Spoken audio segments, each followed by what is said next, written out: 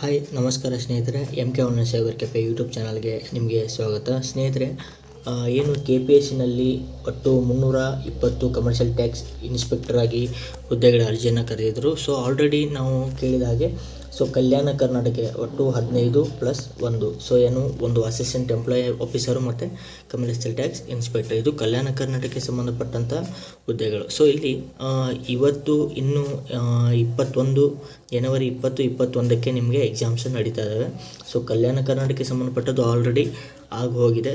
ಇಲ್ಲಿ ಪ್ರಮುಖವಾಗಿ RPCಗೆ ಸಂಬಂಧಪಟ್ಟಂಥ ಹುದ್ದೆಗಳ ಎಕ್ಸಾಮ್ಸ್ ನಡೀತಾವೆ ಸ್ನೇಹಿತರೆ, RPC. ಓಕೆ, ಸುಮಾರು ಜನ ಕೇಳ್ತಾ ಇದ್ರಿ ಅಡ್ಮಿಟ್ ಕಾರ್ಡ್ನ ಯಾವ ರೀತಿ ಡೌನ್ಲೋಡ್ ಮಾಡ್ಕೋಬೇಕು ಅಂತ. ಅಲ್ಲಿ ನಿಮಗೆ ತೋರಿಸ್ತಾ ಹೋಗ್ತೀನಿ ನೆಕ್ಸ್ಟು.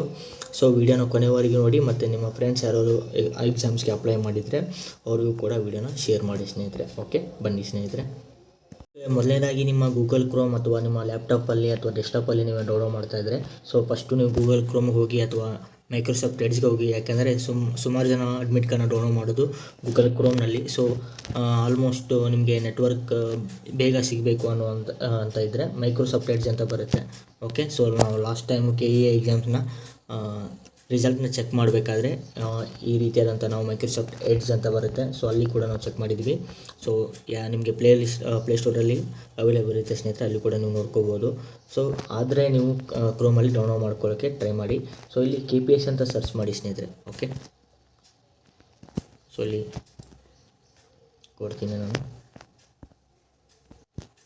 ಓಕೆ, ಇಲ್ಲಿ KPSC ನಿಮಗೆ ಫಸ್ಟ್ ಲಿಂಕ್ ಕಾಣುತ್ತೆ ನೋಡಿ, ಈ ಥರ ನೀವು ಓಪನ್ ಮಾಡ್ಕೊಳ್ಳಿ. KPSC public service commission.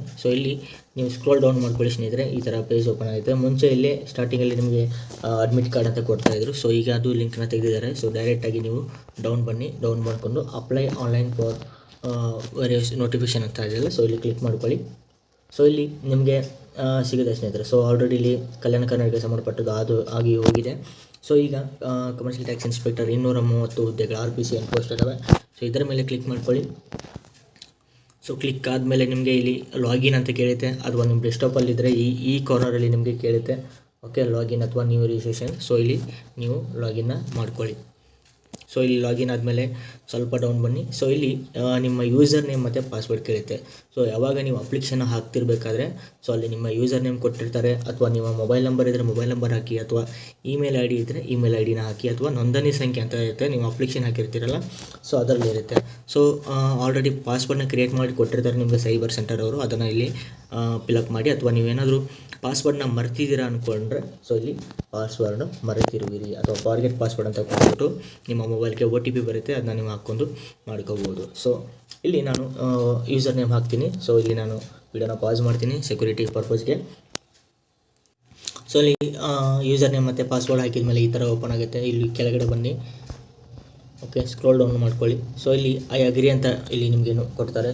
ನಿಮ್ಮ ಒಪ್ಪಿಗೆ ಮುಖಾಂತರ ಇಲ್ಲಿ ಕ್ಲಿಕ್ ಮಾಡ್ಕೊಂಡು ಗೋ ಅಂತ ಕೊಡಿ. ಅದ ನಂತರ ಇಲ್ಲಿ ನಿಮಗೆ ತೋರಿಸುತ್ತೆ. ಓಕೆ, ಇಲ್ಲಿ ನೋಡ್ಕೊಳ್ಳಿ ಸ್ನೇಹಿತರೆ, ಇಲ್ಲಿ ಅಡ್ಮಿಟ್ ಕಾರ್ಡ್ ಅಂತ ಇದೆ. ಅಡ್ಮಿಟ್ ಕಾರ್ಡ್ ಮೇಲೆ ಕ್ಲಿಕ್ ಮಾಡೋಣ.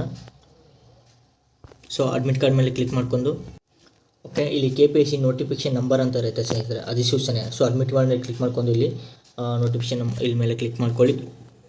ತದನಂತರ ನೀವು ಇಲ್ಲಿ ಕಾಣ್ತಿರುವಂಥ ಡೌನ್ಲೋಡ್ ಅಡ್ಮಿಟ್ ಕಾರ್ಡ್ ಅಂತ ಇದೆ. ಇಲ್ಲಿ ಕ್ಲಿಕ್ ಮಾಡೋದ್ರ ಮುಖಾಂತರ ನೋಡಿ. ಓಕೆ, ಈ ರೀತಿಯಾಗಿ ನಿಮಗೆ ಅಡ್ಮಿಟ್ ಕಾರ್ಡ್ ಓಪನ್ ಆಗುತ್ತೆ ಸ್ನೇಹಿತರೆ.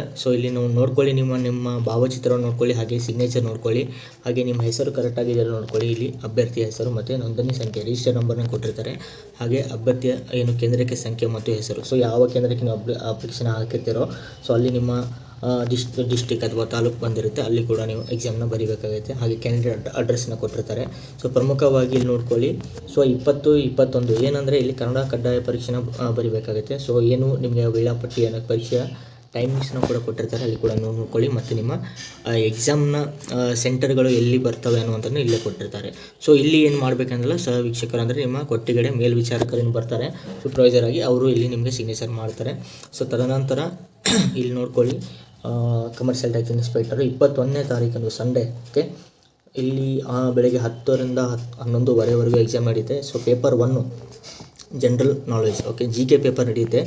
ಪೇಪರ್ 2 ಯಾವಾಗ ಅಂದರೆ ಇದು ಕೂಡ 21 ಜನವರಿ ಅಂತ. ಸೊ ಒಂದೇ ದಿನ 2 ಪೇಪರ್ಗಳಲ್ಲಿ ನಡೀತವೆ. ಸೊ ಕಡ್ಡಾಯ ಕನ್ನಡ ಪರೀಕ್ಷೆ, ಕನ್ನಡ ಲ್ಯಾಂಗ್ವೇಜ್ ಟೆಸ್ಟೇ ನಡೀತೆ. ಅದು ಹಿಂದಿನ ದಿನ ಅಂದರೆ 20ನೇ ತಾರೀಕಂದು ನಡೆಯುತ್ತೆ. ಸೊ 7ರಿಂದ 4 ಗಂಟೆವರೆಗೂ ನಡೆಯುತ್ತೆ. ಪೇಪರ್ 2 ಇಲ್ಲಿ ಏನು ಪೇಪರ್ 2 ಅಂದರೆ ಕನ್ನಡ ಮತ್ತು ಇಂಗ್ಲೀಷ್ ಮತ್ತು ಕಂಪ್ಯೂಟರ್ ಸಂಬಂಧಪಟ್ಟಂಥ ಕಮ್ಯುನಿಕೇಷನ್ ಪೇಪರ್ ನಡೆಯುತ್ತೆ ಸ್ನೇಹಿತರೆ. ಸೊ ಇಷ್ಟು ನಿಮಗೆ ಇಲ್ಲಿ ಮಾಹಿತಿನ ಕೊಟ್ಟಿದ್ದೀನಿ. ಸೊ ನೋಡಿ ಯಾವ ರೀತಿ ಮಾಡ್ಕೋಬೇಕು ಅನ್ನೋದನ್ನು ಕೂಡ ಇಲ್ಲಿ ಹೇಳಿದ್ದೀನಿ. ಸೊ ಮತ್ತೆ ಏನಾದ್ರು ಡೌಟ್ಸ್ ಇದ್ದರೆ ಕಮೆಂಟ್ ಮಾಡಿ ಸ್ನೇಹಿತರೆ. ಓಕೆನಾ? ಓಕೆ, ಮತ್ತೆ ಮುಂದಿನ ವೀಡಿಯೋದಲ್ಲಿ ಸಿಗ್ತೀನಿ ಸ್ನೇಹಿತರೆ. ನಮಸ್ಕಾರ.